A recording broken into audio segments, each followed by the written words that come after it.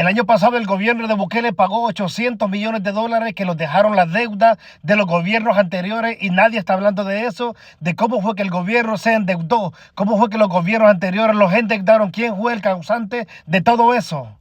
En el 97, el gobierno de Calderón Sol decide privatizar las pensiones del pueblo salvadoreño, pero la compañía colombiana que compró no aceptó pagarle a los salvadoreños que estaban ya por jubilarse y a los que ya lo estaban jubilando, los que recibían el retiro. Entonces el gobierno tuvo que endeudarse para pagarles al pueblo salvadoreño que ya estaban siendo jubilados, los que estaban por jubilarse. Luego llega el gobierno de Francisco Flores, como no había dinero porque ya lo habían privatizado, tuvo que endeudarse también con millones de dólares. Llegó el gobierno de Tony Saca, lo mismo, tuvo que endeudar el país para poder seguir pagando pensiones. Llegó el gobierno de Funes, tuvo que endeudar el país. Llegó el gobierno de Sánchez Serén, tuvo que endeudar el país. De esa manera llegó a acumularse 800 millones de dólares que los dejaron endeudados los gobiernos anteriores, pero nadie hacía por pagar, sino que solo endeudar.